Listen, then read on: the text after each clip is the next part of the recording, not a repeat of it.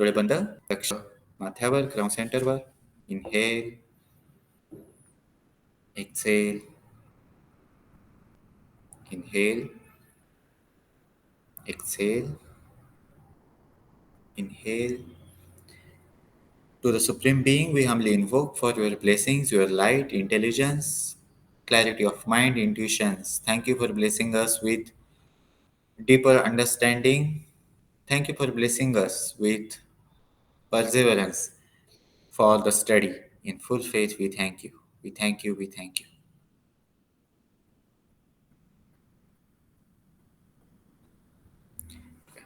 डोळे उघडा. स्वागत आहे आपलं आपल्या बुक स्टडीमध्ये. आपलं पुस्तक चालू आहे at the feet of the master. आपण डिस्क्रिमिनेशन म्हणजेच विवेक या मुद्द्यावर बोलत होतो. When there is work that must be done, the physical body wants to rest, to go out walking, to eat and drink. काय होतं, जेव्हा आपल्याला काम करायचंय तेव्हा आपल्याला वाटतं की आपण म्हणजे आपल्या शरीरानं निवांत विश्रांती घ्यावी. आता कंटाळा आलाय, उद्या करू, आता खूप दमायला झालंय, किंवा आता मला भूक लागली आहे, आता हे खायला पाहिजे, किंवा आता मला काहीतरी वेगळ्या ठिकाणी मन रमवायचंय, ते करायचंय, फिरायला जायचंय, व्यायाम करायचंय. असे सगळी कारणं आपल्या समोर येतात, हे आपण नेहमीच अनुभवतो. पण त्याच्यावर काय, त्याच्या पुढं काय? And the person who does not know, आपण मागच्या सेशनमध्ये बघत होतो की तिथे एक वाक्य होतं, there are only 2 kinds of people, those who know and those who does not know. आपण जनरली काय म्हणतो, I want to do these things. आपण म्हणतो मला भूक लागली आणि मला आता खायला पाहिजे. बऱ्याचदा असं होतं की जेव्हा आपल्याला खायला हवं असतं तेव्हा आपण खातो, अशी सवय लावतो, शरीराचा आकार वाढतो, वजन वाढतं, आणि मग वजन कमी होण्यासाठी आपण वेगळे उपाय करतो. पण सुरुवात कुठून झाली? मुळात भूक लागलेली नसती, पण एक शरीराची इच्छा झालेली आहे. तो इंटेलिजंट डिसिजन नाही आहे शरीराचा, पण आपण त्याला भरीस घातलं की ठीक आहे, तुला तर खावंसं वाटतं ना, कुठलीही वेळ असू दे, खा. किती खावंसं वाटतं तेवढं खा. आणि मग हळूहळू वजन वाढत चाललं, जे काही असेल, कुठून कुठून फॅट जास्त बाहेर पडायला लागलं, आणि मग ते फॅट कमी करण्यासाठी आपण जास्त व्यायाम करत आहोत, जिममध्ये जात आहोत आणि इतर बऱ्याच गोष्टी करत आहोत. पण हा विरोधाभास आहे. इथं आपण काय करायला हवं? आपण म्हणायला हवं, I want to do these things and I must do them. म्हणजे आपण काय करत आहोत? आपण म्हणत आहोत की मला हे करायचंय आणि मी हे करत आहे. इथं आपण म्हणत नाहीये की माझ्या शरीराला जे हवं आहे तेच मी फक्त करणार, आणि मला जे वाटतंय ते आपल्याला माहीतच नाही. आपण बऱ्याचदा उलट करतो. आपण काय करतो? जेव्हा आपल्याला वाटेल की मला काहीतरी करायचंय तेव्हा आपण ते करतो, पण ते प्रत्यक्षात आपल्या शरीराची इच्छा असते. आपण मागच्या वेळी बघितलं होतं की शरीरांना ही अशी व्हायब्रेशन्स आवडतात, आणि त्याच्या पाठीमागं काही प्रगल्भता असेलच असं नाही. ते नुसतंच एकदा असं करावं वाटतं, मग एकदा असं करावंसं वाटतं, असं होत राहतं. पण आपण जर हे ओळखत असू की हे शरीर आहे, शरीर म्हणजे मी नाहीये, ह्या माझ्या इमोशन्स आहेत, त्यातल्या या डिझायर्स आहेत, त्या डिझायर्स म्हणजे मी नाहीये, आणि जर आपण हे डिसर्न करत असू, हे आपण डिस्क्रिमिनेट करत असू, म्हणजेच याचा आपण विवेक ठेवत असू की या इच्छा आणि माझी विल ही वेगवेगळी आहे, तर आपण शरीरांना कंट्रोल करायला सुरू करू शकतो. बुक स्टडीच्या बाबतीत पण असंच होतं. असं वाटतं की मला हे समजत नाही, मग करायला नको. पण आपली इमोशनल बॉडी म्हणत आहे की किती विचार करणार, कशाला विचार करायचा आहे, ते निवांत चालू दे. त्याच्यापेक्षा आपण एक मूव्ही बघू, त्याच्यापेक्षा आपण निवांत काहीतरी बघत बसू, त्याच्याऐवजी आपण त्याच फिरत राहणाऱ्या बातम्या बघत बसू. याच्यात मेंटल बॉडीला काहीच एफर्ट्स नाहीये. जेव्हा आपण मूव्ही बघतो, जेव्हा आपण अशाच काहीतरी बातम्या बघतो, तेव्हा मेंटल बॉडीला काहीच एफर्ट्स नाहीयेत. मग जेव्हा मेंटल बॉडीला काही एफर्ट्स नाही आहेत, तेव्हा इमोशनल बॉडीला रिलॅक्स वाटतं, काही नाही, टेन्शन नाही. असंच दुसरं आहे, जेव्हा कधी कधी असं असतं ना, काहीतरी इलेक्शन असतं किंवा वॉर होतं किंवा काहीतरी डिबेट्स चालू होतात, आणि मग न्यूज चॅनेलवर 4-5 जण असतात, ते एकमेकांवर आरोप करत असतात, भांडत असतात. दिवसेंदिवस त्यातलं सुद्धा तासोनतास तेच गोष्ट चालू असते. किंवा बऱ्याचदा न्यूज चॅनलवर असं असतं, की बातमी एवढीशी असती, पण तीच अर्धा तास, पाऊण तास सतत, सतत, सतत चालू असते. हे सगळं आपण बघत असताना आपल्या इमोशनल बॉडीच्या सोलार प्लेक्सस चक्राला वाटत असतं, की चला काहीतरी चाललंय. कुठलेतरी व्हायब्रेशन्स आहेत, कुठलेतरी केओटिक व्हायब्रेशन्स आहेत, ते आपण अनुभवत राहू. पण आपण जर इथे डिसर्न केलं, की नाही, हे इमोशन्स म्हणजे आपण नाहीये, तर आपण म्हणू, की हे बघून काय फायदा आहे? आता इथे 1 तास वाया घालवून काय उपयोग आहे? किंवा याच्यातून आपण काही शिकू शकतो का? काहीच नाही. मग हे आपण बाहेर पाडू, म्हणजे हे आपण बघायला नको, याच्यात आपण वेळ वाया घालवायला नको आणि आपण ही गोष्ट करू.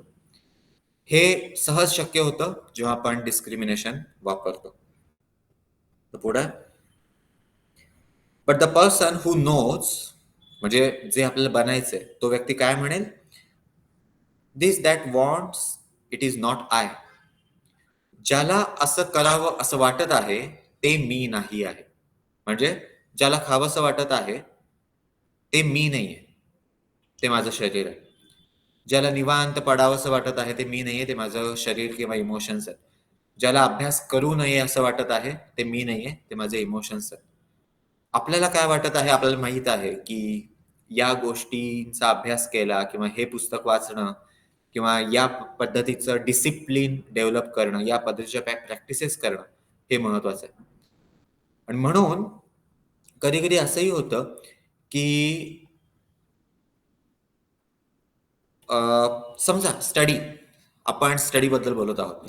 कधी-कधी असं वाटतं, की आपल्याला फक्त स्टडी करत राहावं. दिवसातले 4 तास, 5 तास आपण वेगळी पुस्तकं वाचत आहोत आणि आपल्याला मजा येत आहे.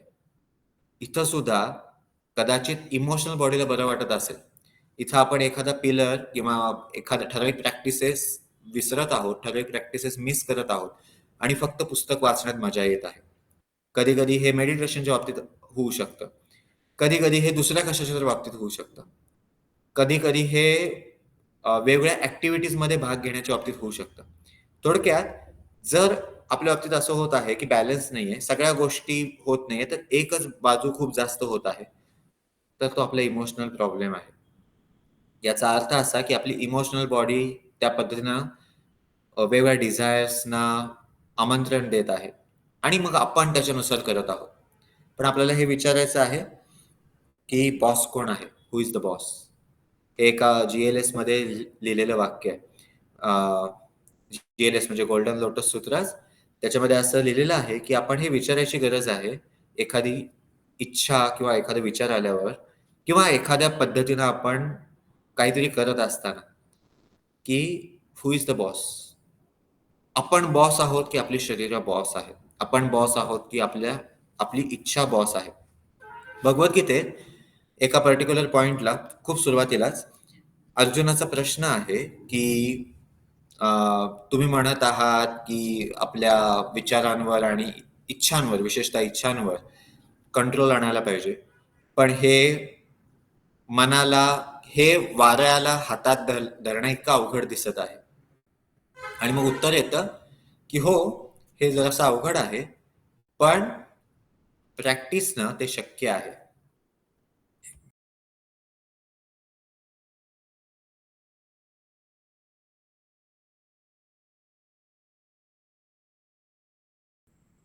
पण प्रॅक्टिसनं ते शक्य आहे. पण कुठली प्रॅक्टिस ते पण महत्वाचं आहे आणि वारंवार प्रॅक्टिस ते पण महत्वाचं.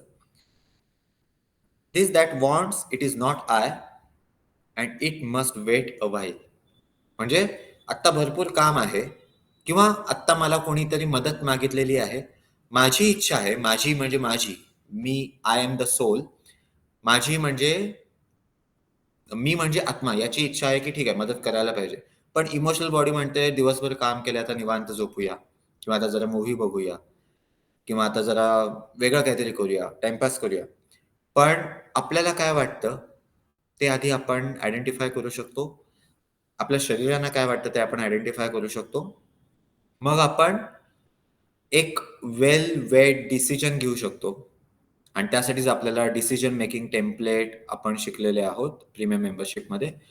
आणि मग आपण चूज करू शकतो की आपण काय करायचं. नाहीतर काय होईल, आपण अख्खं आयुष्य त्याच गोष्टी करत राहू, ज्या गोष्टी आपली शरीरं सांगत आहेत. आणि ती गोष्ट करणार नाही ज्यासाठी आपण आहोत. Often, when there is an opportunity to help someone, the body feels how much trouble it will be for me. जसं एखादा प्रोजेक्ट असेल, सर्व्हिस प्रोजेक्ट किंवा एखादी सर्व्हिस ॲक्टिव्हिटी असेल, सर्व्हिस ॲव्हेन्यू असेल, तेव्हा असं वाटतं की किती कष्ट करणार, कुठं तर जायचं, मग ते करायचं किंवा त्याचं प्लॅनिंग करत असताना वाटतं की किती विचार करायचा, या गोष्टीचा विचार, त्या गोष्टीचा विचार, मग अनेक लोकांशी बोलणं, कशाला करायचं? त्यापेक्षा जाऊ दे, आपण निवांत सुट्टी घेऊ. पण जर आपल्याकडे डिसर्नमेंट किंवा डिस्क्रिमिनेशन म्हणजेच विवेक डेव्हलप झाला, तर आपण वेगळ्या पद्धतीने विचार करायला चालू करू. How much trouble it will be for me. आता हे फॉर मी म्हणजे कोण आहे? शरीर. Let someone else do it. बऱ्याचदा असं होतं ना, की एखादा सर्व्हिस ॲव्हेन्यू, सर्व्हिस ॲक्टिव्हिटी येते आणि आपण त्याच्याकडं चुकून पण बघत नाही. आपण म्हणतो की ठीक आहे, होते काहीतरी, होऊ दे, निवांत होऊ दे. But you must reply to your body. आपण आपल्या शरीराला रिप्लाय द्यायला पाहिजे. You shall not hinder me in doing good work. आणि हे मेंटल वर्क असू शकतं किंवा फिजिकल वर्क असू शकतं. आपण आपल्या शरीरानं सांगायला पाहिजे की तू मला अडवू नकोस चांगल्या गोष्टी करायला. आणि म्हणून आपण मागच्या फर्स्ट सेशनमध्ये बघितलं होतं की पहिल्यांदा आपण डिस्क्रिमिनेट करत आहोत. काय राईट आहे, काय रॉंग आहे, काय युजफुल आहे, काय रिअल आहे, काय अनरिअल आहे, वगैरे वगैरे. जेव्हा आपण हे डिस्क्रिमिनेट करू तेव्हा आपल्याला सहज लक्षात येईल की इथं हे करणं हे आपलं लक्ष आहे. विश्रांती घेणं हे जरी शरीराचं असलं तरी सुद्धा, निवांत खात राहणं हे शरीराचं असलं तरी सुद्धा, आपलं लक्ष काय आहे तर वेगळं आहे. आता पुढचं वाक्य, the body is your animal. Animal म्हणजे पाळीव प्राण्यासारखा इथं अर्थ आहे. आपलं शरीर हे आपल्या पाळीव प्राण्यासारखं आहे. The horse upon which you ride. म्हणजे एखादा घोडा ज्याच्यावर बसून आपण एका ठिकाणाहून दुसऱ्या ठिकाणी जातो, तसं आपलं शरीर आपल्यासाठी आहे. म्हणजे जर आपण ॲनॉलॉजी बघितली, एक घोडा, त्याच्यावर एक व्यक्ती बसलेली आहे. तर ती व्यक्ती घोड्याचा वापर करत आहे वेगवेगळ्या गोष्टी करायला. तसं आपण म्हणजे सोल आपल्या शरीराचा वापर करत आहोत एका ठिकाणाहून दुसऱ्या ठिकाणी जायला आणि वेगवेगळ्या कृती करायला. Therefore, you must treat it well and take good care of it. You must not overwork it. You must feed it properly on pure food and drink only. काय काय सांगितलं? आणि मग आपल्या शरीरात जसं आपण आपल्या पाळीव प्राण्याची देखभाल घेऊ, तसं आपण आपल्या शरीराला चांगली ट्रीटमेंट द्यायला हवी. आपण त्याची काळजी घ्यायला हवी.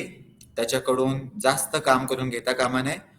त्याला प्रॉपरली खायला द्यायला पाहिजे. पण कसलं? Pure food and pure drink. म्हणजे शुद्ध अन्न आणि शुद्ध पेय सुद्धा. मग आपण हे विचार करू शकतो, जसं मागाचं उदाहरण होतं, की आपल्याला काहीतरी खावंसं वाटलं, पण प्रत्यक्षात आपल्या शरीराला खावंसं वाटत होतं आणि त्याला आपण ते खाऊ दिलं. असं आपण रोज करत आहोत आणि एक्सप्लेन करत आहोत की शरीराला भूक लागली तर त्याला खायला द्यायलाच हवं. आणि मग हळूहळू वजन वाढत आहे, फॅट बाहेर पडत आहे आणि ते वजन कमी करण्यासाठी फॅट चांगलं वाटत नाहीये म्हणून आपण अजून वेगवेगळ्या गोष्टी करत आहोत. पण मुळात भूक लागल्यावर आपण योग्य वेळी त्याला खायला देत आहोत का आणि योग्य पद्धतीचंच खायला देत आहोत का, की शरीराला आणि इमोशनल बॉडीला जे वाटत आहे ते खायला देत आहोत. And keep it strictly clean always, even from the minutest speck of dirt. म्हणजे आपल्याला शरीर स्वच्छ ठेवायचं. For without a perfectly clean and healthy body, you cannot do the arduous work of preparation. You cannot bear its ceaseless strain. काय म्हणलंय? ऑर्ड्रियस work of preparation. कसलं preparation? Preparation याचं तर इनिशिएशनचं. हे सगळं कशाचं प्रिपरेशन बोललं जात आहे? तर आपण मागच्या वेळी बघितलं होतं एक पोर्टल जे आपल्यासाठी ओपन होईल, एक असं दार जे आपल्यासाठी ओपन होईल जर आपण या इन्स्ट्रक्शन्स फॉलो करत असो. पण त्याच्यासाठी स्वतःला प्रिपेअर करताना बरीच मेहनत आहे आणि बराच ताण आहे. विशेषतः जेव्हा स्पिरिच्युअल एनर्जी आपल्याकडे येते आणि जर आपलं शरीर अशक्त असेल, तर थोडे दिवस झालं की आपल्याला ते झेपत नाही. मग एकतर आपण मेडिटेशन टाळायला चालू करतो. इव्हन परत इमोशनल बॉडी सांगते की याचा काही उपयोगच नाहीये. हे करून काही फायदाच नाही आणि मग टाळूया. या पद्धतीनं सगळं होतं. पण जर आपलं शरीर पुरेसं स्ट्रॉंग असेल, जर आपण रोज मेडिटेट करत असू, जर आपण आर्टिक योगा प्रॅक्टिसच्या बाबतीत बोललो, जर आपण फिजिकल प्युरिफिकेशन, इनर प्युरिफिकेशन आणि मग मेडिटेशन करत असू आणि मग इतर पिलरची पण प्रॅक्टिस करत असू, आपण अख्खं वर्ष रोज प्रॅक्टिस करत आहोत न चुकता, तरी सुद्धा बऱ्याच केसमध्ये असं वाटेल, बरं हे केस टू केस बेसिस आहे, शरीरच मुळात आजारी असू शकतं, इतर बऱ्याच गोष्टी असू शकतात. पण जर आपण या सगळ्या गोष्टी करत असू तर बऱ्याच केसमध्ये असं वाटेल की हा आपल्याला एनर्जी झेपत आहे. कधी तर रिट्रीट झालं किंवा कुठल्या तरी ठराविक परिस्थितीत आपल्याला वाटेल की हा एनर्जी खूप ओव्हर आहे आणि मग आपण जरा जास्त प्युरिफिकेशन केलं किंवा जरा जास्त व्यायाम केला किंवा आपण जास्त एनर्जी डिस्ट्रीब्यूट केली, बरंच ज्या काही आपण गोष्टी करू शकतो. इव्हन सॉल्ट बाथ घेतलं की मग आपल्याला एनर्जी रिलीज झाल्यासारखं वाटेल आणि मग आपण परत तयार होऊ अजून जास्त हायर लेवल, म्हणजे मेडिटेशनमध्ये जास्त डीपमध्ये जाण्यासाठी. पण त्यासाठी आपलं शरीर स्ट्रॉंग असणं गरजेचं आहे आणि म्हणून त्याला आपण डिसिप्लिन करायला हवं, त्याची काळजी पण घ्यायला पाहिजे, पण डिसिप्लिन पण करायला पाहिजे. But it must always be you who control that body, not it that controls you. काय सांगितले? ऑलवेज, कायम काय असायला पाहिजे? आपण आपल्या शरीराला म्हणजे फिजिकल बॉडीला आणि शरीरांना म्हणजे इमोशनल आणि मेंटल बॉडीला सुद्धा आपण कंट्रोल करत आहोत, ना की ती शरीरं आपल्याला कंट्रोल करत आहेत. म्हणजे एखादं ऑफिस आहे, तिथले बॉस आहे किंवा ऑफिसर आहे, ते सांगतील तसं डिपार्टमेंट्स ऐकत आहेत, असं असायला पाहिजे. ना की तिथले सगळे स्टाफ निवांत ठरवतायत आणि त्याच्यानुसार ऑफिसरला वागायला लागतं. असं असता कामा नये. असं असेल तर ते सीरियस गोष्ट आहे आणि अशा स्टाफला काहीतरी करायला हवं. असं असायला नको की क्लासरूममध्ये टीचर निवांत बसलेत आणि सगळ्या विद्यार्थ्यांचा गोंधळ चालू आहे. आपल्या बाबतीत असं होऊ शकतं. सगळी चक्र काही पण करतील. त्यांना वाटेल त्यावेळेला करतील आणि आपला काहीच कंट्रोल नाही किंवा विचार सगळे थैमान घालतात. आता हा विचार येतोय, मग आपल्याला कोणाला क्रिटिसाइज करावंसं वाटतं. मग आपल्याला नाही त्या गोष्टींचा विचार करावा वाटतं. पण नाही.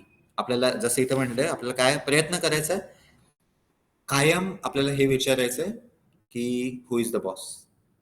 आपण आपल्या शरीराला कंट्रोल करत आहोत का? की शरीर आपल्याला कंट्रोल करत आहेत? Next paragraph. The astral body has its desires, dozens of them. आणि इथं तर आपल्याला खरंच डिस्क्रिमिनेशनची गरज आहे. जर तुम्हाला लक्षात आलं असेल प्रीमियम मेंबरशिपच्या गोल सेटिंग ब्लूप्रिंटमध्ये आणि डिसिजन मेकिंग टेम्पलेटमध्ये आपण हे परत परत डिस्कस केलंय की जर आपल्याला इमोशन्स कंट्रोलमध्ये ठेवायचे असतील तर आपल्याला माइंडला इल्युमिनेट करायला पाहिजे. म्हणजे काय? माइंड वापरायला चालू करायला पाहिजे. म्हणजे काय? तर प्रत्येक गोष्टीचा विचार करायला हवा. आणि मग तिथं आपण एक मॅजिकल क्वेश्चन म्हणून कन्सेप्ट बघितली होती. मॅजिकल क्वेश्चन कुठला होता? लक्षात आहे कोणाला? मॅजिकल क्वेश्चन होता व्हाय? का? जेव्हा आपण हा विचार करतो प्रत्येक वेळी की असं काहीतरी वाटत आहे आणि का वाटत आहे? मला असं काहीतरी करायचंय, पण का करायचंय? आणि मग त्याच्या सेकंड लेव्हलला, थर्ड लेव्हलला जाऊन विचार करत आहोत, तेव्हा आपोआप आपल्या इमोशन्स कंट्रोलमध्ये येतात. हे कशाबद्दलचं डिस्कशन होतं? सेम हेच. डिस्क्रिमिनेशन वापरणं, विवेक वापरणं इमोशन्सना कंट्रोल करण्यासाठी. The astral body has its desires, dozens of them. It wants you, म्हणजे आपल्याला इट म्हणजे कोण? Astral body wants. ॲस्ट्रल बॉडीला अशी इच्छा होती की आपण you to be angry, to say sharp words, to feel jealous, to be greedy for money, to envy other people.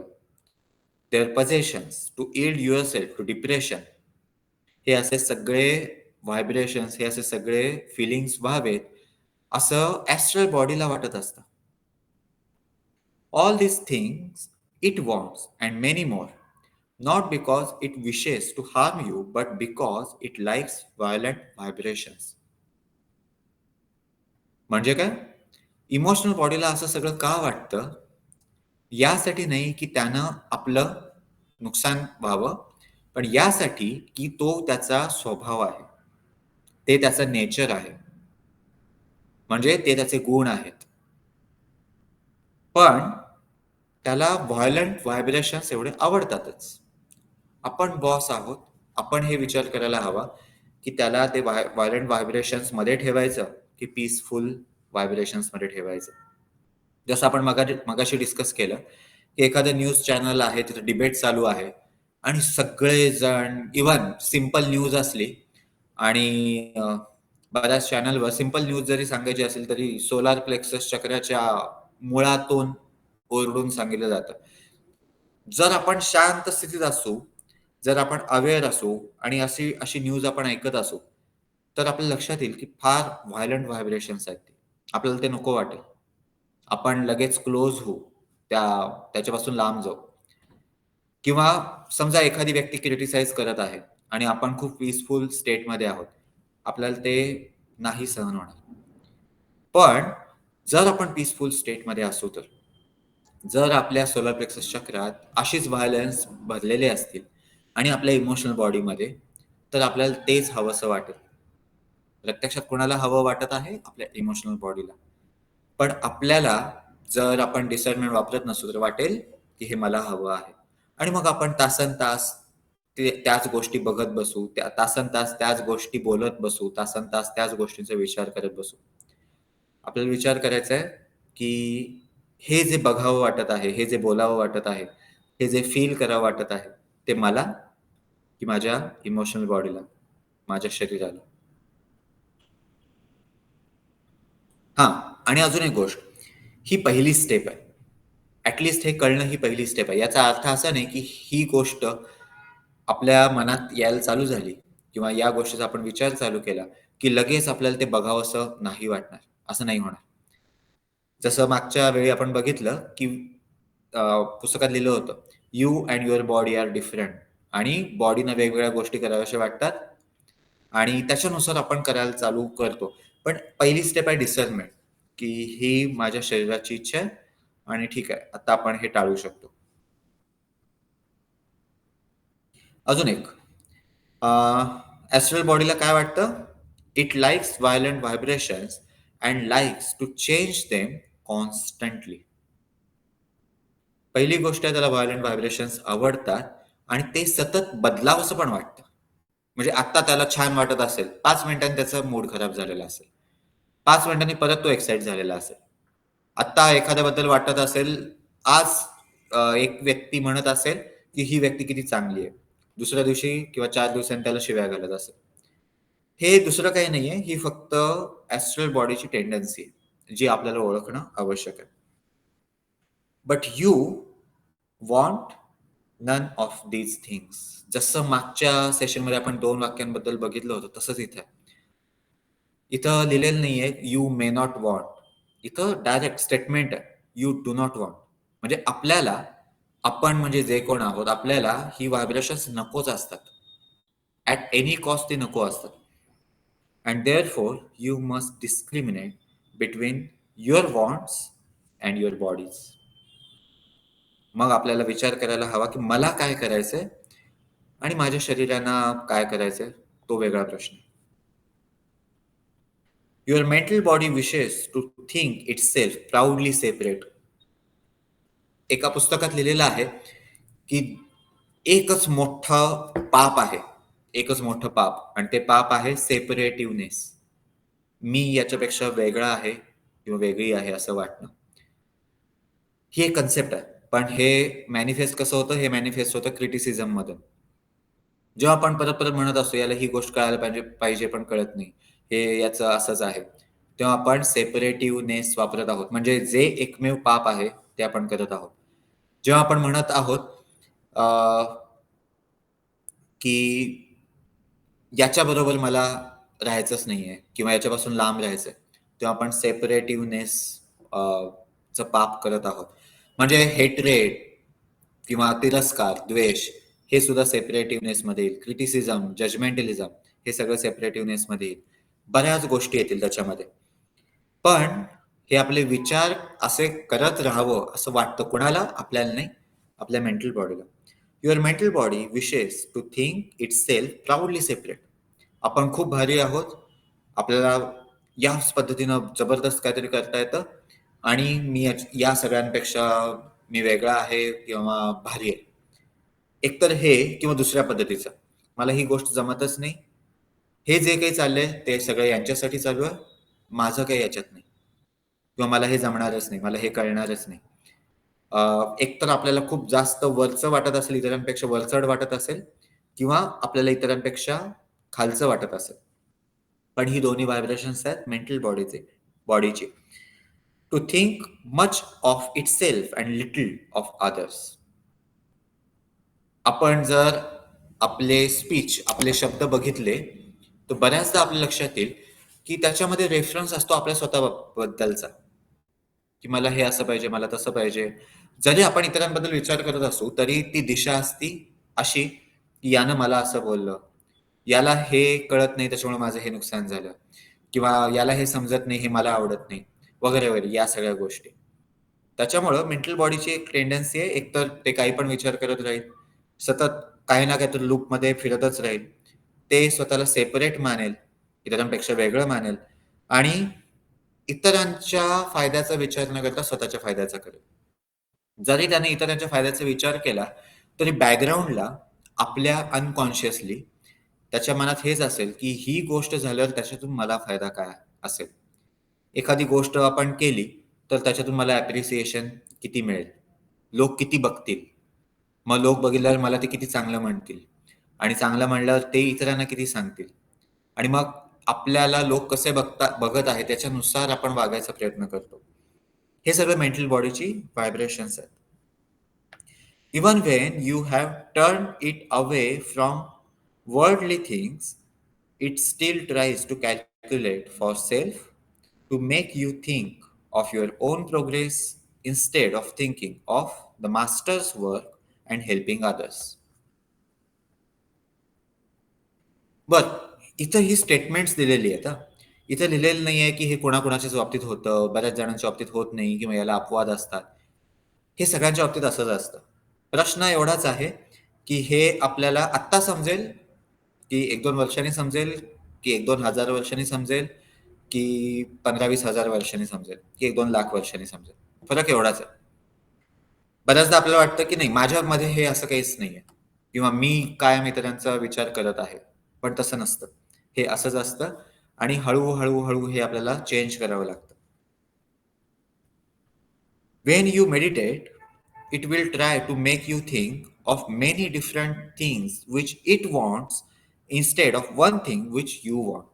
मुळात आपल्याला हे माहीतच नसतं की आपल्याला काय हवं आहे. त्याच्यामुळे बऱ्याचदा आपण मेडिटेशन करूच असंही नाही, आपण ते टाळतो. कारण इमोशनल बॉडी आणि फिजिकल बॉडी वेगवेगळ्या गोष्टींना प्राधान्य देत आहेत. पण जरी एखाद्या दिवशी आपण ठरवून बसलो तरी सुद्धा आता मनात हा विचार येतो, तो विचार येतो, आणि मग आपल्याला अजून एक कारण सापडलं की मेडिटेशन करताना विचार येतात म्हणून मी मेडिटेशनच करणार नाही. हे सगळ्या गोष्टी म्हणजे ड्रामा आहेत. ही सगळी गोष्टी नाटकं आहेत. कुणाची नाटकं आहेत? फिजिकल बॉडीची, इमोशनल बॉडीची, मेंटल बॉडीची. आणि परत परत इथं सांगितलेलं आहे, instead of one thing which you want. आपल्याला यातलं काहीच नको आहे.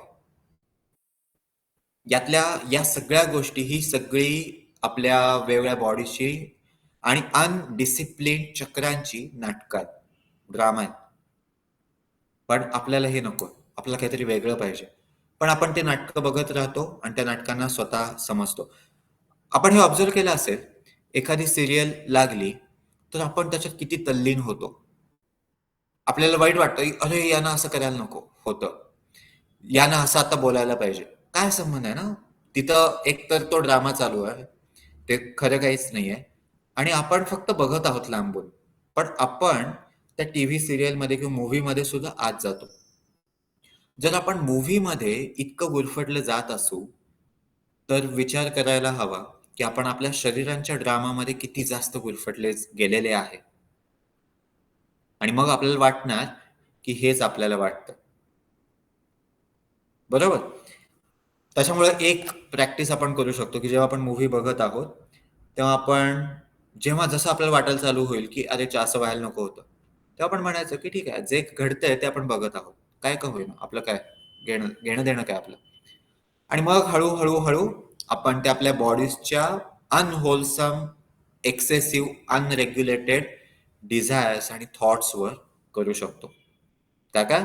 अनहोलसम, ज्या योग्य नाही आणि होलसम शब्द वापरलेला हे वाक्य जी-एल-एस मधलं ग्रँडमास्टर चॉक ऑक्सी यांच्या एका गोल्डन लोटस सूत्राज मधलं. एक्झॅक्ट असं नाहीये, पण हे टर्म्स वापरले जातात. अनहोलसम म्हणजे फक्त दुष्ट वगैरे अशा नाहीत, पण जे होलसम नाही ते, जे परिपूर्ण नाही ते. अनहोलसम, अनरेग्युलेटेड म्हणजे ज्यांच्यावर कंट्रोल नाही, ज्यांच्यावर रेग्युलेशन नाही असं आणि एक्सेसिव्ह अतिरिक्त. म्हणजे आत्ता मला काहीतरी खायला वाटत आहे. हे होलसम असू शकतं, रेग्युलेटेड असू शकतं, एक्सेसिव्ह नसू शकतं. पण ते एका पर्टिक्युलर पॉइंटला एक्सेसिव्हमध्ये जाऊ शकतं. किंवा त्यासाठी आपण किती मेहनत घेतो, ते सगळं एक्सेसिव्ह आणि अनडिसर्न्ड असू शकतं. त्याच्यामुळे आपल्याला त्या गोष्टींचा विचार केला, तर सहज लक्षात येईल, की या अनहोलसम, अनरेग्युलेटेड, एक्सेसिव्ह डिझायर्स आणि थॉट्स हे आपल्याला हळू बंद करायचे. You are not this mind, but it is yours to use. जसं आपण सोल अफर्मेशनमध्ये म्हणतो, achieving oneness with higher soul. मन हे आपण वापरतो आणि ते आपलं इन्स्ट्रुमेंट आहे. जसं आपण existence of God is self evident मध्ये पण बघितलं होतं. जसं आपण कॉम्प्युटर किंवा मोबाईल वापरतो, तसं आपण आपलं मन वापरत आहोत. याचा अर्थ असा, की उद्या उठून आपला कॉम्प्युटर किंवा मोबाईल भलतंच काहीतरी करत असेल, तर आपण लिटरली त्याची बॅटरी काढून टाकू आणि ते बंद करून टाकू. अलाउ नाही करणार. जर मेसेज स्वतःच उठून कोणाला पण फोन करायला, मोबाईल स्वतःच उठून कोणाला पण फोन करायला लागला, कोणाला पण मेसेज पाठवायला लागला तर कधीच आपण असं नाही करणार. पण आपण आपल्या मनाच्या बाबतीत ते करतो. आपण त्याला अलाउ करतो, तुला हवं ते कर. आपल्याला फक्त हे समजून घ्यायचंय, की जेव्हा आपल्याला समजेल, की मन हे आपलं इन्स्ट्रुमेंट आहे, आपण ते वापरत आहोत आणि आपण त्यासाठी वापरत आहोत जी गोष्ट आपल्याला हवी आहे. त्याला हवी आहे ती नाही. तर आपण ताबडतोब त्याला कंट्रोल करायच्या दृष्टीनं पाऊल टाकत आहोत. एवढी गोष्ट समजल्यावर कंट्रोल येईल का? नाही, अजिबात नाही. पण ही सुरुवात आहे.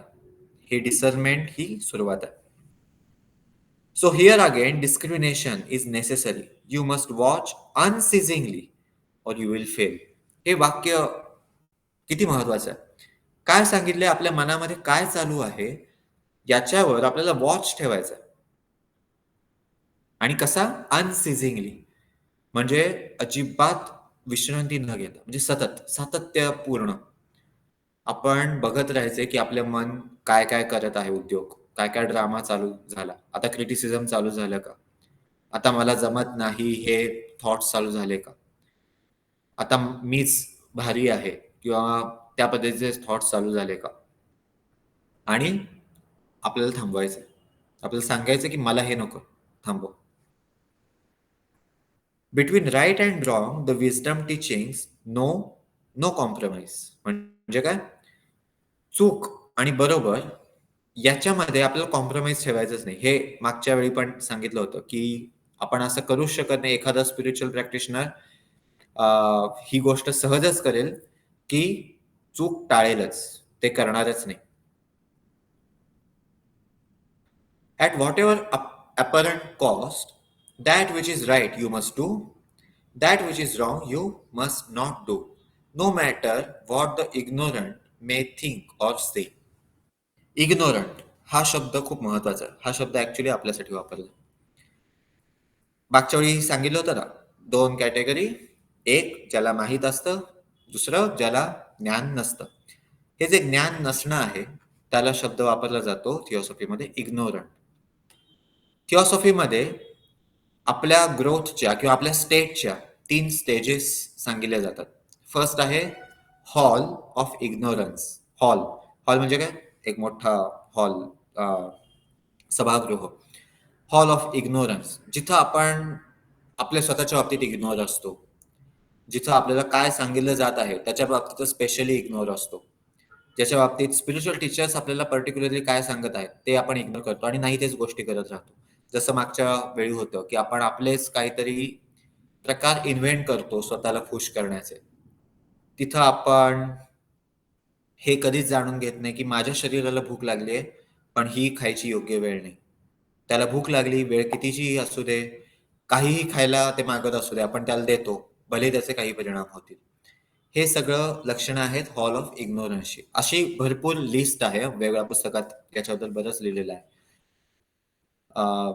हेच इमोशनली आहे, हेच मेंटली आहे. फॉर एक्झाम्पल, आपल्याला माहिती आहे ही पुस्तकाचा अभ्यास, एखाद्या पुस्तकाचा अभ्यास करायला हवा, पण आपण म्हणू की कशाला, कंटाळा येतो, मला हे काही समजतच नाही, हे फारच टफ आहे. हे सगळी हॉल ऑफ इग्नोरन्स मधली. दुसरी स्टेज आहे ती हॉल ऑफ लर्निंग. त्याच्यामध्ये आपण सातत्यानं लक्ष देत असतो. आपण म्हणत असतो की नाही, हीच गोष्ट मी करायला हवी आणि परत-परत आपल्या अ, वेगळ्या बॉडीजना परत-परत एका लाईनवर आणत असतो. जसं एखादं कळप चाललाय मेंढरांचा आणि ते सगळे इकडून-तिकडून जायचा प्रयत्न करत असतात. पण त्यांच्याबरोबर जे असतात गुराखी, ते परत-परत त्यांना एका लाईनमध्ये आणत असतात. त्यांना परत-परत सांगत असतात, इकडं जायचं. आरडाओरडा करून कधी सांगतील, कधी-कधी थोडीशी काठी लावून सांगतील, कधी-कधी मारून सांगतील. पण ते सांगत असतात. हे चालू होतं हॉल ऑफ लर्निंगमध्ये. आणि तिसरा हॉल असतो, ज्याचं नाव आहे हॉल ऑफ विजडम. जिथं आपण हुशारीनं, पूर्ण हुशारी नाही, पण जिथं आपण हुशारीनं वागायला चालू करतो. आपल्याला जास्त डीप किंवा इल्युमिन्ड थॉट्स येत असतात. आपण वाटलं म्हणून करत नाही, तर आपण हा विचार करतो की हे असं केलं तर याचे दुष्परिणाम होतील, हे होतील. तिथं आपण लाँग टर्म व्हिजन डेव्हलप करायला चालू करतो. कारण शॉर्ट टर्म व्हिजन हे बॉडीजचं काम आहे. मिड टर्म व्हिजन हे जीवात्म्याचं किंवा इन्कार्नेटेड सोलचं काम आहे. आणि लाँग टर्म व्हिजन हे हायर सोलचं काम आहे. जेव्हा आपण वाईज बनतो, तेव्हा हायर सोलचा आपल्यावरचा आणि आपल्या शरीरांवरचा कंट्रोल वाढत असतो. म्हणून हा जो इग्नोरंट शब्द आहे, जो आपल्याला वेगवेगळ्या संस्कृत टेक्स्टमध्ये मूढ म्हणून अ, वाचायला मिळतो. तो प्रत्यक्षात आपल्याबद्दल लिहिलेला आहे. At whatever apparent cost, that which is right you must do, that which is wrong you must not do, no matter what the ignorant may think or say. आणि म्हणून आपल्याला बघायला मिळतं की जे स्पिरिच्युअल टीचर्स असतात किंवा स्पिरिच्युअल एल्डर्स असतात, ते बऱ्याचदा असं काहीतरी वागत असतात जे त्यांच्या आजूबाजूची हजारो माणसं त्यांना खुळ्यात काढत असतात, पण ते तेच तेच करत असतील. जर आपण गजानन महाराजांची उदाहरणं बघितली, तर त्यातली बऱ्याच ठिकाणी अशी उदाहरणं आहेत की ठराविक लोक त्यांना मानत आहेत, पण बरेच लोक म्हणत आहेत की हे काय चाललंय, हे असं का वागणं चालू आहे. रमण महर्षींची जर आपण उदाहरणं घेतली तर असंच दिसेल. जर आपण बऱ्याच जणांची उदाहरणं काहीतरी वेगळंच दिसेल. त्यांना कोणतं लोक येऊन सांगतील की नाही, ही एक चांगली गोष्ट आहे, एवढं करा, तुम्हाला भरपूर पैसे मिळतील, आणि ते म्हणतील नाही, मला हे नाही करायचं. का नाही करायचं? कारण मला ठराविक पद्धतीनेच वागायचंय. आणि ते ठराविक पद्धतीनं मग ते म्हणतील की नाही, असं तुम्ही केलं तर तुम्हाला आम्ही सगळेजण त्रास देऊ. आणि ते म्हणतील की ठीक आहे, तुम्हाला जे करायचं ते करा. जसं येशूंच्या बाबतीत आपल्याला बघायला मिळेल, जसं आपण गौतम बुद्धांच्या स्टोरीज मध्ये बघतो तसं. त्याच्यामुळं जर आपण या वाक्याचा विचार आणि प्रॅक्टिस चालू केली, तर हळूहळू आपण विचार करू की आपल्या आजूबाजूचा समाज काय म्हणतो, ते आपली इच्छा आहे की ती शरीराची इच्छा आहे. आणि मग हळूहळू कदाचित आपण डिस्कशन करायला चालू करू की नाही, शरीरांची इच्छा वेगळी आणि आपली इच्छा वेगळी. पुढचं वाक्य काय शब्द आहेत बघा. You must. मस्ट करायलाच हवं. You must study deeply the hidden laws of nature. परत एकदा सांगितलंय, दोन शब्द परत आले, स्टडी आणि डीपली.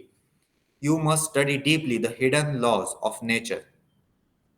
आणि म्हणून आपण बेसिक प्लॅनिंग हिलिंग पासून लॉज ऑफ नेचरचा स्टडी चालू केलेला आहे. Laws of nature. You must study deeply the hidden laws of nature. And when you know them, arrange your life according to them, always using reason and common sense. थिओसॉफीमध्ये common sense या शब्दाचा अर्थ थोडासा वेगळा आहे.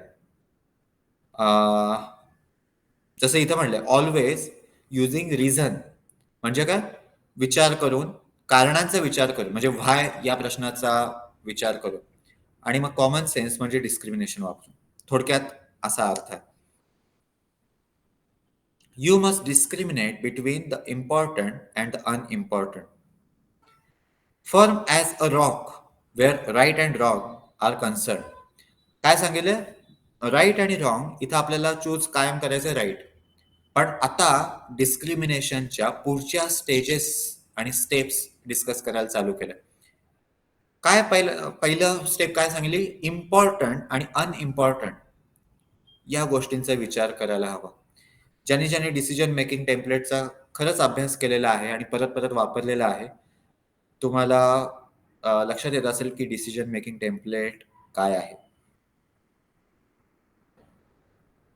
Firm as a rock where right and wrong are concerned, yield always to others in things that do not matter.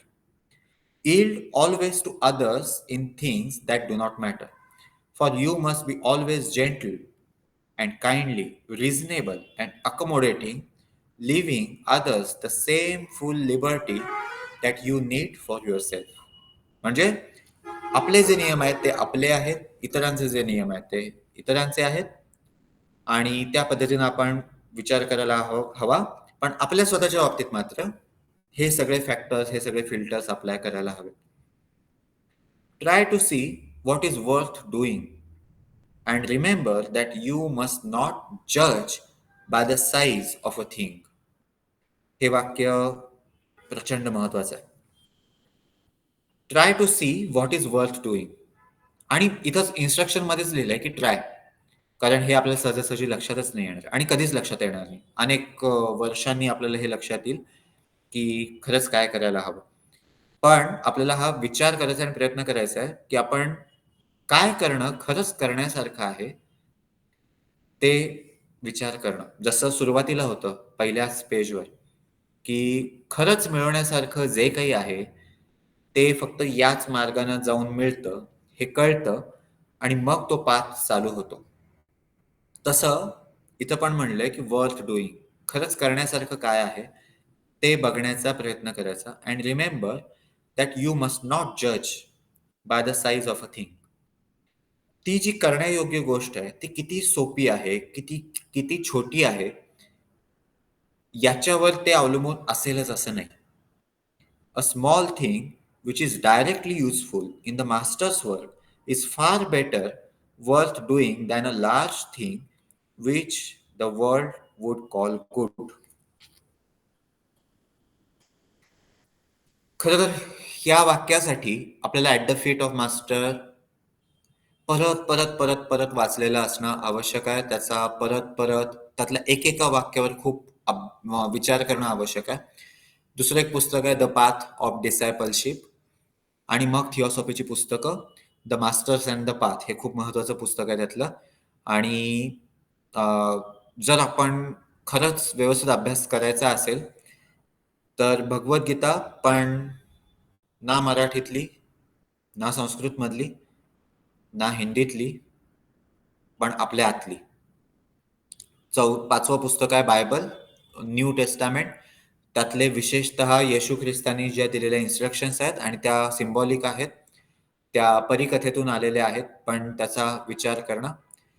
6वी गोष्ट आहे अष्टावक्र गीता, आणि पुढची गोष्ट आहे धम्मपद आणि पतंजली योगसूत्र. ही जी सगळी पुस्तकं आहेत ही आपण खरंच अभ्यास करायला हवा. हे वाक्य समजण्यासाठी a small thing which is directly useful in the master's work. Master म्हणजे कुणासाठी शब्द वापरला? Holy master and about. आपण जेव्हा इन्व्होकेशन करतो तेव्हा कधी-कधी शब्द वापरतो holy masters and all the great great ones. ते all the great great ones हे याच्यासाठी वापरलेले शब्द आहेत. बऱ्याचदा आपल्याला असं वाटतं, की आपण काहीतरी सामाजिक काम करतोय, खूप महत्वाचं, खूप मोठं आहे किंवा एखादं रिलिजियस वर्क करत आहे आणि मुद्दामून धार्मिक काम असा शब्द वापरला जात नाही. रिलिजियस वर्क असा शब्द वापरला जात आहे. आणि त्याच्यामध्ये किती माणसं सहभागी होत आहेत, बरंच काही मोठं आहे, त्यानं बराच फायदा होत आहे. पण प्रत्यक्षात हे जे इथं ज्याला रेफर केलेलं आहे मास्टर्स वर्क किंवा हायरार्की यांची व्हिजन आणि त्यांचे सगळे गोल्स, त्याच्या दृष्टीनं ती पूर्णच चुकीची गोष्ट असू शकते. आणि आपण उत्साहानं ती गोष्ट करत आहोत, महिनोन-महिने बऱ्याच लोकांना त्याच्यात इन्क्लूड करत आहोत. पण प्रत्यक्षात त्यानं आपण अनेकांचं लाँग टर्ममध्ये मोठं नुकसान करत असू आणि स्वतःचं तर प्रचंड.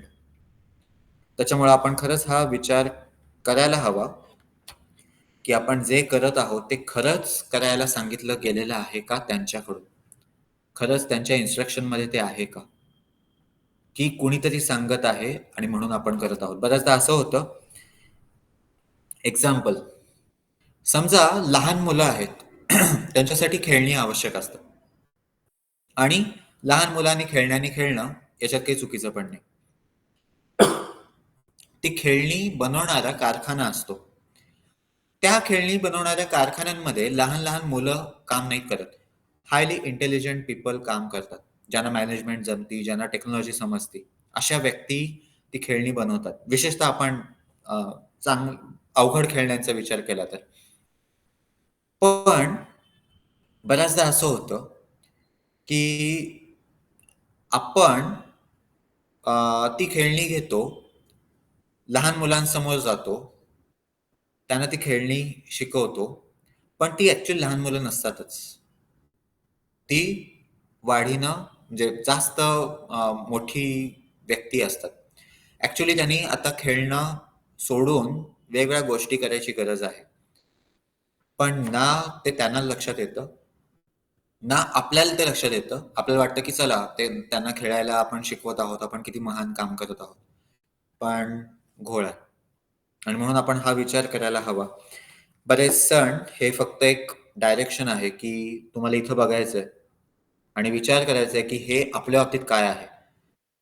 ना की एखादी काठी ठेवणं हा सण आहे.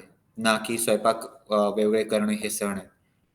ना की रस्त्यावर दिवे लावणं हा सण आहे. कदाचित दिवे आपल्या चक्रांमध्ये लावायला सांगितलं जात असेल. कदाचित त्याच्यामध्ये सर्क्युलेशन करायला सांगितलं जात असेल. कदाचित ठराविक ठिकाणची एनर्जी ठराविक ठिकाणी टाकायला सांगितलं जात असेल. पण आपण खूप मेहनतीनं एक्सटर्नल गोष्टी करत असू. कदाचित जे इथं आहे, त्याला जास्त इल्युमिन करायला सांगितलं जात असेल, ना की घरासमोर वर आकाशकंदील लावायला. त्याच्यामुळं खरंच आपण या गोष्टीचा विचार केलेला खूप चांगला आहे, की काय सांगितलं जात आहे. आणि म्हणून हे पुस्तक स्टार्ट करताना आपण एक डिस्कस केलं होतं, की या ज्या इन्स्ट्रक्शन्स आहेत, त्या एका अशा महान स्पिरिच्युअल टीचरकडून किंवा ज्यांना आपण अवतार समजतो, ज्यांची भारतात अनेक मंदिरं आहेत, ज्यांची इतर सगळ्या देशात प्रचंड त्यांना पूजलं जातं. भलेही मंदिरं नसतील. पण ज्यांचं नाव परत-परत घेतलं जातं, अशा एका सोलनी अप्रूव्ह केलेली ही टीचिंग्ज आहेत. त्याच्यामुळं आपण परत-परत रिफ्लेक्ट करू शकतो, डिसर्न करू शकतो. You must distinguish not only, आता पुढची स्टेप दिली, इम्पॉर्टंट, अनइम्पॉर्टंट ही एक गोष्ट होती.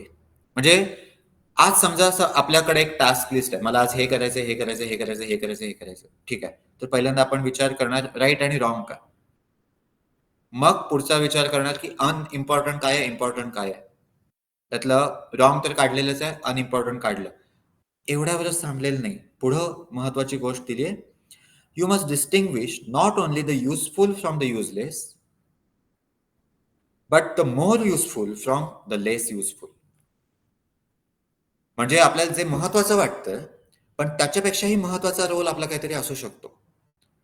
आपल्याला वाटत आहे की ही गोष्ट करणं चांगलं आहे, पण त्याच्यापेक्षाही चांगलं काहीतरी असू शकतं आणि मग तिथं जे आपल्याला चांगलं वाटतं ते पण आपण एलिमिनेट करू.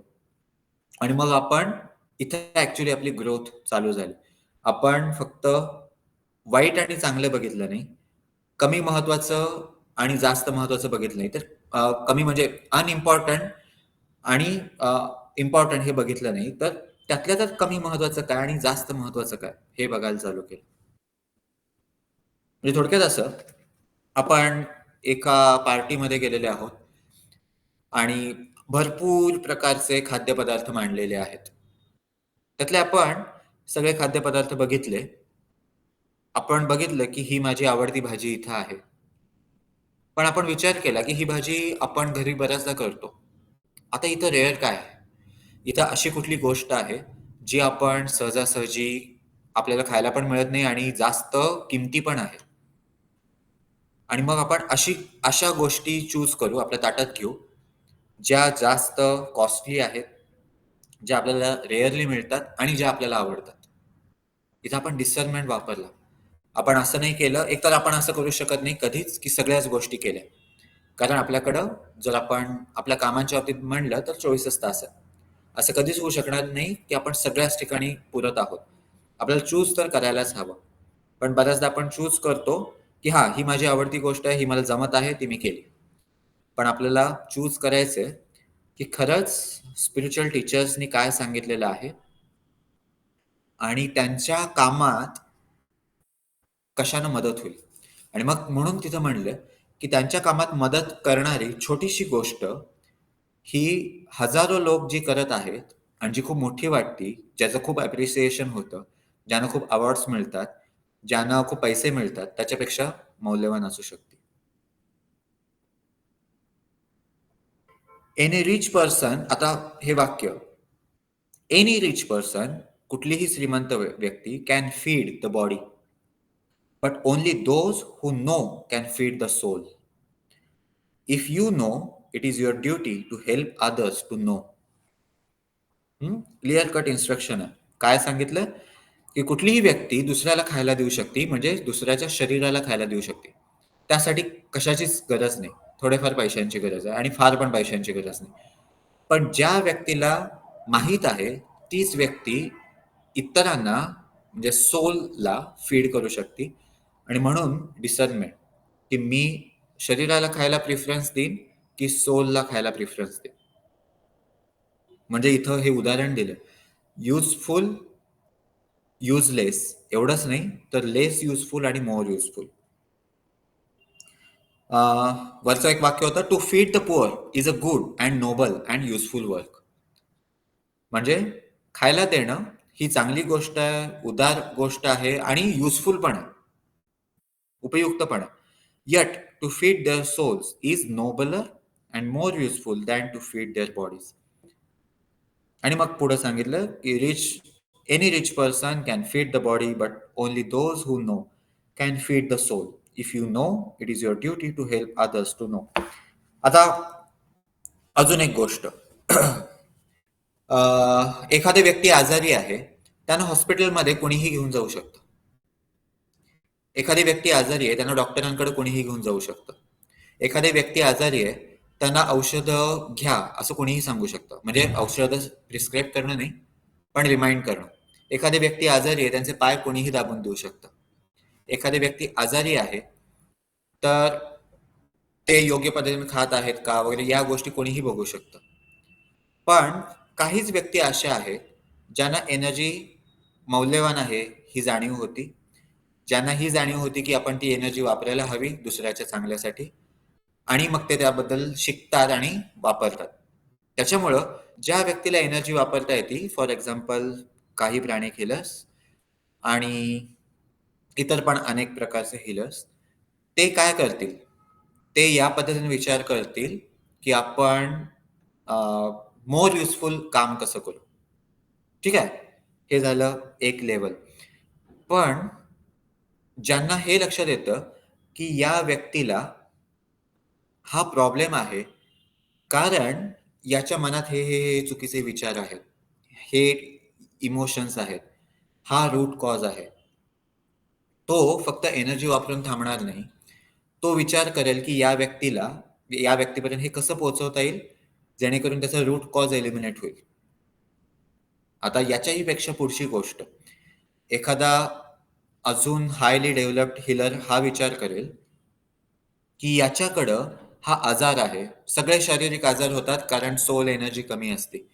आणि मग मीच स्वतः भरपूर सोल एनर्जी कशी आणीन आणि याला कशी देईन, जेणेकरून याचे विचार पण बदलतील, याचे इमोशन्स पण बदलतील आणि याची सगळी राहणीमान बदलेल, सगळ्याच गोष्टी याच्या बदलतील.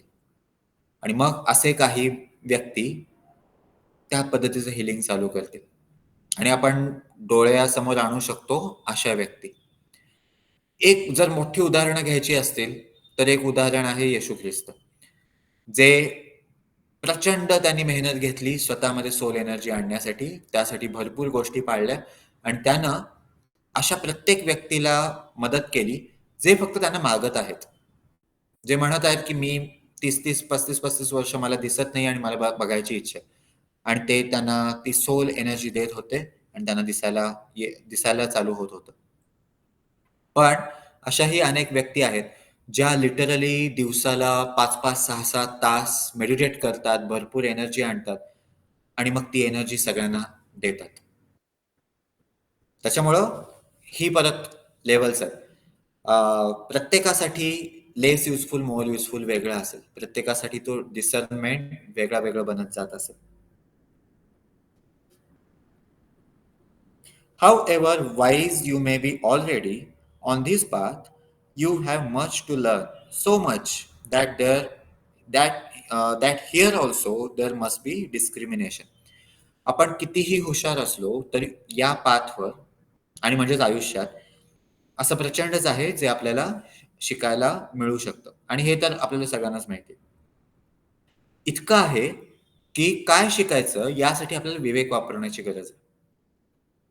And you must think carefully what is worth learning. आणि मग आपल्याला केअरफुली, काळजीनं हा विचार करायला हवा, की खरंच शिकण्यासारखं काय आहे? खरंच वाचण्यायोग्य पुस्तकं कुठली आहेत? खरंच ऐकण्यासारख्या गोष्टी कुठल्या आहेत? खरंच बघण्यासारख्या गोष्टी कुठल्या आहेत? All knowledge is useful. सगळ्या प्रकारचं नॉलेज युजफुल आहे आणि ते खरंच कुठल्याही प्रकारचं असलं तरी. खरंच आपल्याला आत्ता जे कितीही गलिच्छ वाटत असलं, ते नॉलेज असलं तरी ते युजफुल आहे. म्हणून इथं शब्द वापरला, all knowledge is useful. And one day you will have all knowledge. आणि एक दिवस असा येईल जिथं आपल्याकडे सगळं नॉलेज असेल, सगळं, काहीही शिल्लक राहणार नाही. But while you have only part, म्हणजे आत्ताची गोष्ट, आत्ता आपल्याकडे सगळं नाही आणि आत्ता आपल्याला सगळं मिळवता पण येत नाही. आता गाईडलाईन्स देणं चालू आहे, की आपल्याला काय नॉलेज घ्यायचं, हे कसं ठरवायचं. But while you have only part, take care that it is the most useful part. म्हणजे जे मोस्ट युजफुल आहे तेच आपण शिकत असू, त्याचीच प्रॅक्टिस करत असू, हे आपल्याला काळजीपूर्वक बघायचं आहे. God is wisdom as well as love. God म्हणजे विस्डम, हुशारी आहे आणि प्रेम सुद्धा आहे. And the more wisdom you have, the more you can manifest of God. जितकी हुशारी, जितकं विस्डम आपल्याकडे येईल, तितकं जास्त आपल्यातून परमेश्वर एक्सप्रेस होत असेल. स्टडी देन, म्हणजे काय? मग अभ्यास करा. But study first that which will most help you to help others. काय सांगितलंय? इतका वेळ सांगितलं की आपण काय करायला हवं. पण आता स्टडीच्या बाबतीत काय सांगितलं? आपल्यासमोर भरपूर गोष्टी आहेत ज्यांचा आपण अभ्यास करू शकतो. पण पहिल्यांदा आपल्याला त्या गोष्टींचा अभ्यास करायचा आहे, ज्या गोष्टी वापरून आपण इतरांना मदत करू.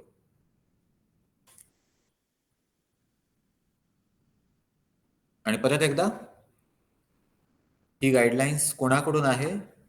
फक्त जे कृष्णमूर्तींकडून नाही, इव्हन फक्त त्यांच्या गुरूंकडून नाही, तर ज्यांना जगद्गुरू समजलं जातं त्यांच्याकडून. स्टडी देन बट जगद्गुरू ही एक पदवी आहे जी अ, ज्या पदवीवर जे आहेत ते साधारण 2600 वर्ष आहेत आणि पुढचीही अनेक वर्ष असणार आहेत. आणि मग त्यांचा एक ठराविक रोल आहे, त्यांचं एक ठराविक विजन आहे आणि ते झालं की ते ट्रान्सफर होईल, दुसऱ्या व्यक्तींकडे जाईल. जगद्गुरू याचं ग्रेट इन्व्होकेशनमध्ये आपण शब्द वापरतो the world teacher. The world teacher यांना अजून एक शब्द वापरला जातो तो म्हणजे ख्राइस्ट. आणि येशू आणि ख्राइस्ट ह्या वेगळ्या एंटिटी मानल्या जातात. ख्राइस्ट म्हणजे फक्त वर्ल्ड टीचर.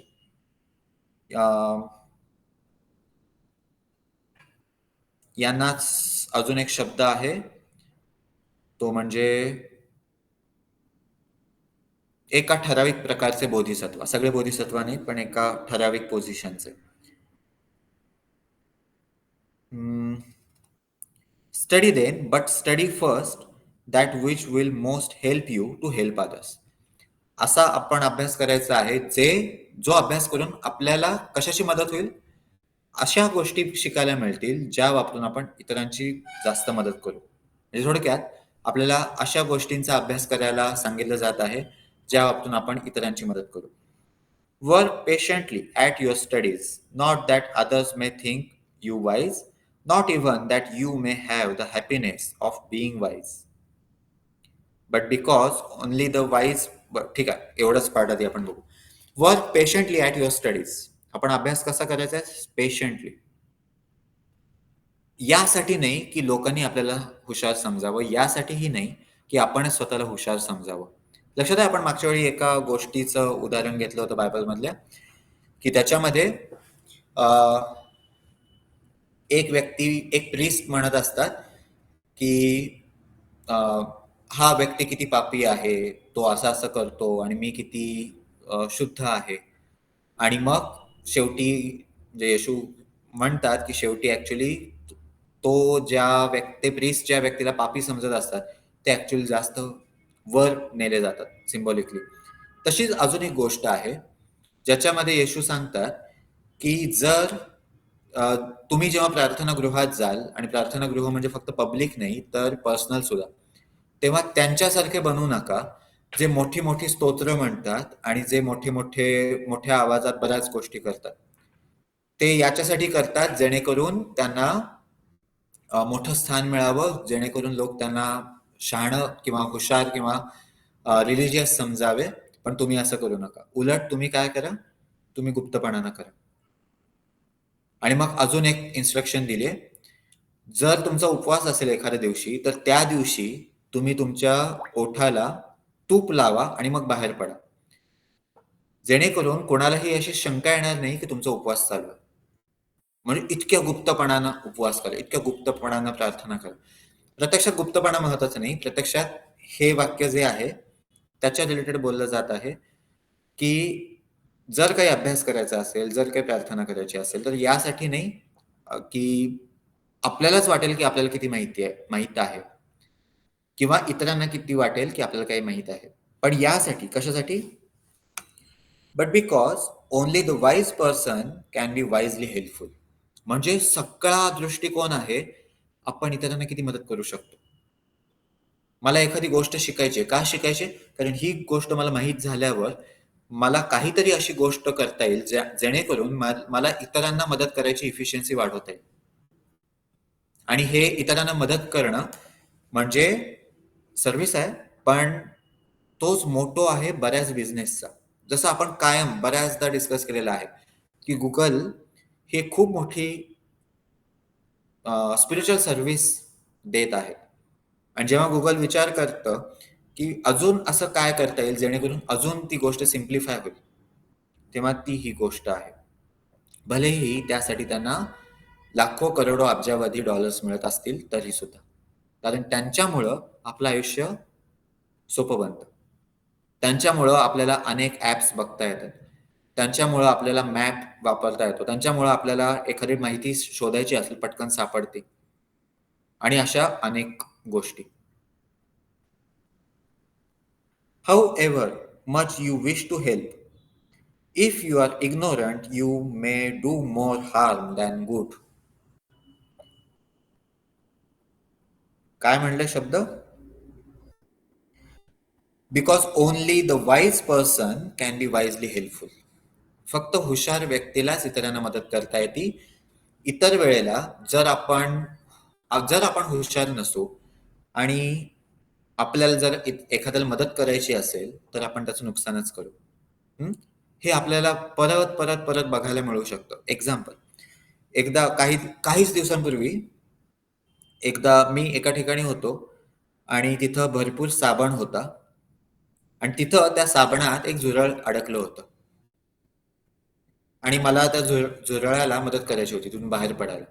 पण मी जे काही प्रकार केले त्यानं कदाचित मी काहीच केलं नसतं तरी ते झुरळ हळूहळू बाहेर पडलं असतं. पण मी जे काही प्रकार केला त्यानं ते झुरळ पुढच्या 2-3 मिनिटातच मेलं.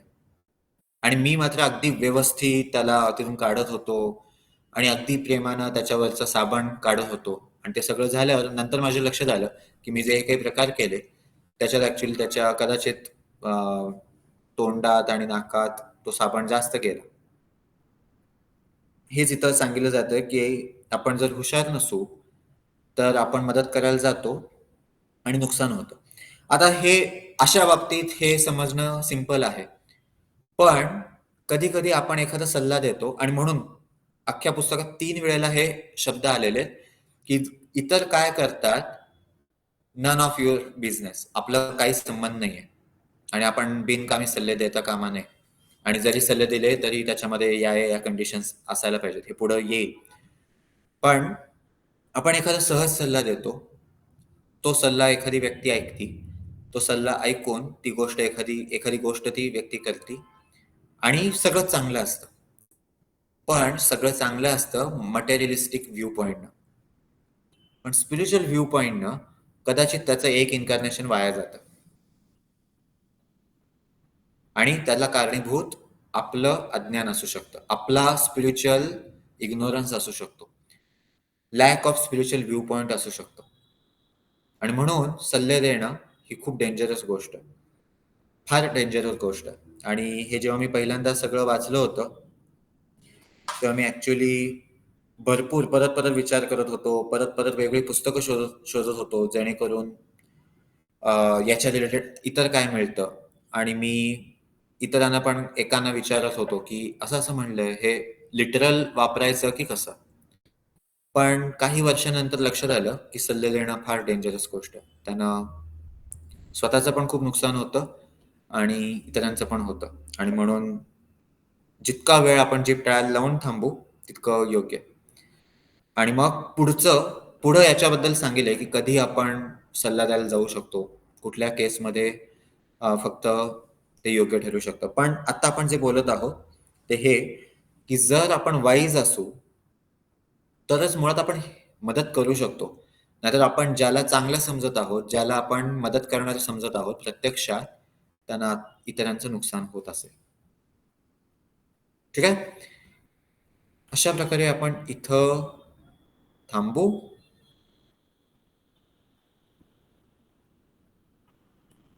याने ठराविक चक्र बिघडते हे खरं आहे का? पण याने म्हणजे कशानं? सल्ले देण्यानं?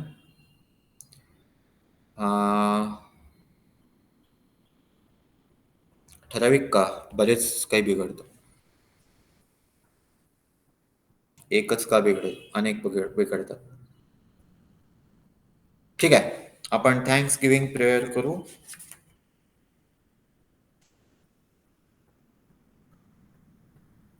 आता जे पुढं आपण स्टार्ट करणार आहोत उद्या, म्हणजे पुढच्या मंगळवारी, ते असेल डिस्टिंग्विश बिटवीन ट्रूथ अँड फॉल्सहूड. खरं काय आणि खोटं काय. आणि त्याचा संबंध आहे, ऍक्च्युअली त्याचा संबंध आहे थर्ड इनिशिएशनशी, ज्याचं नाव आहे हंस. आणि हंसाची जी कथा आहे ती सिम्बॉलिक कथा याच्याशी निगडीत आहे. आणि मग कदाचित आपण पुढच्या वेळेला सेकंड क्वालिफिकेशन पण स्टार्ट करू. फर्स्ट क्वालिफिकेशन होतं डिस्क्रिमिनेशन, विवेक. सेकंड क्वालिफिकेशन आहे डिझायरलेसनेस, इच्छेचा अभाव. पण याचा अर्थ तो नाहीये जो आपल्याला सहज वाटतो. आणि याचा अर्थ अजिबात दगड होणं किंवा कोल्ड बनणं त्याच्याशी तर अजिबातच नाहीये. ठीक आहे. आपण थँक्स गिव्हिंग प्रेयर करू. डोळे बंद, लक्ष ग्राउंडवर. Inhale, exhale. इनहेल, मनातल्या मनात repeat to the supreme being. परमेश्वरा, तुमच्या आशीर्वादांसाठी आम्ही खूप खूप आभारी आहोत. या सगळ्या आशीर्वादांसाठी धन्यवाद. या सगळ्या गोष्टींची आंतरिक जाण देत असल्याबद्दल धन्यवाद. जेणेकरून आम्ही या सगळ्या गोष्टी ऐकून त्या इग्नोर नाही करणार. या सगळ्या गोष्टी फॉलो करण्यासाठी आवश्यक असणारा अवेअरनेस, जागरूकता आणि आंतरिक शक्ती, इनर स्ट्रेंथ देत असल्याबद्दल धन्यवाद. तसंच ज्यांच्याकडून या चुका होतात त्यांना क्रिटिसाइज न करण्याची जागरूकता आणि शक्ती देत असल्याबद्दल धन्यवाद. धन्यवाद, धन्यवाद. बायबलमध्ये एक सल्ला आहे, परत म्हणजे गोष्ट आहे, वाक्य आहे, इन्स्ट्रक्शन, की शब्द असे आहेत की तुझ्या भावाच्या डोळ्यामध्ये जर कुसळ असेल तर ते काढायला जाऊ नको. याचा अर्थ असा नाही की त्यांना मदत करायला जाऊ नको. याचा अर्थ असा आहे की फक्त म्हणत बसू नको, हे तुझे डोळे खराब आहेत, ते तुझ्या डोळ्यात घाण आहे. पहिल्यांदा हे ओळख की तुझ्या स्वतःच्या डोळ्यात मुसळ आहे. एकतर तुला जोपर्यंत, म्हणजे हे बायबलमधले शब्द आहेत, एकतर जोपर्यंत तू स्वतःच्या डोळ्यातून मुसळ काढणार नाहीस तोपर्यंत तुला तरी कसं कळेल की दुसऱ्याच्या डोळ्यात कोसळ आहे. आणि मग तुला ते व्यवस्थित काढता येत, जसं इथं म्हणले तसंच. जोपर्यंत आपण वाईज नाही तोपर्यंत आपल्याला मुळात कळेल कसं की दुसरा चूक करत आहे. आपल्याला ते चूक वाटू शकतं, पण प्रत्यक्षात ते प्रचंड बरोबर असू शकतं आणि आपण चुकीचे असू शकतो. आणि बऱ्याचदा असंच असतं सुद्धा. त्याच्यामुळं ठीक आहे, आपण याच्याबद्दल पुढंही बरंच काही जाणून घेऊ या पुस्तकात. बाय.